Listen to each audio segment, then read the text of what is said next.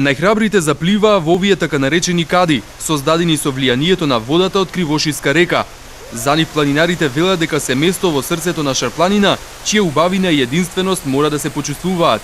Посетата на Кривошискиот водопад беше дел од традиционалниот илинденски слет на Лешница. Направиме кратка прошетка до Кривошиските кади, каде на сите присутни некои за прв пат ќе ги поседат едно прекрасно место тука на Лешница што задолжително треба да се посети.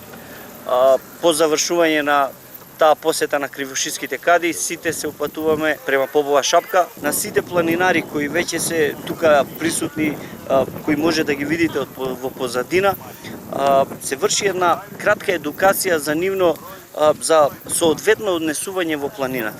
Идејата е да се остави секое место во кое ќе се посети во планината, да се остави чисто, да биде соодветно хармонизирано со природата. 4-часовната тура започнува од Побова шапка, која е на околу 300 метри повисока надморска височина од Лешница, која се наоѓа на висина од 1450 метри. Обкружена со врвови, до неа се стигнува преку Јелак, со кратка починка на едно од шарпланинските бачила. Тука меѓу густата шума се спојуваат две реки со чиста планинска вода.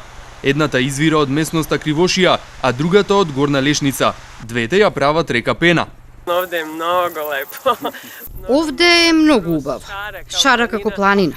Секој пат кога ќе дојдам, останувам подолго. Сега дојдов и на логорување. Мојот дедо е еден од основачите на клубот Љуботен и сега гледам зошто толку многу ја сакал Лешница.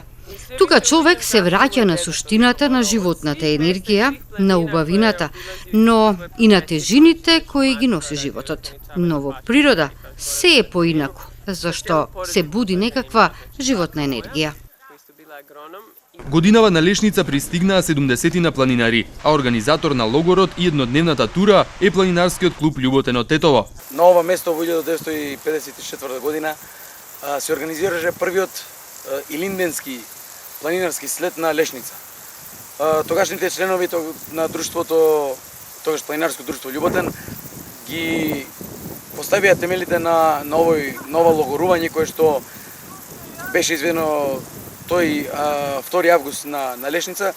Присуствуваа некаде околу 80 членови на планинарското друштво Љуботен, каде што со 5-дневно логорување се престојуваше на Лешница и од тогаш натаму, односно од година после ова логорување, се одлучи ова манифестација да прерасне во државна, односно тогаш републичка, на ниво на Југославија. После 59 години сепак манифестацијата ја продолжуваме, традицијата ја продолжуваме, го славиме Илинден на оној начин како што пред 59 години нашите членовите на планинарскиот клуб Љуботен одлучија дека ќе го слават и се надеваме дека и генерациите после нас исто така ќе продолжат да го слават Илинден на овој начин.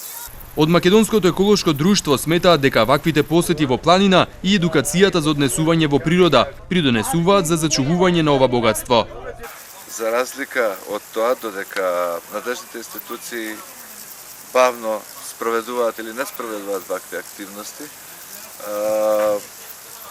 приватниот капитал насекаде навлегува на Шарпланина, значи неплански градби на најразличен облик, особено пробивање на најразлични патишта, искористување на природните ресурси и изградба инфраструктурна и викендашка почнува да никне по одредени излетнички места на Шарпланина.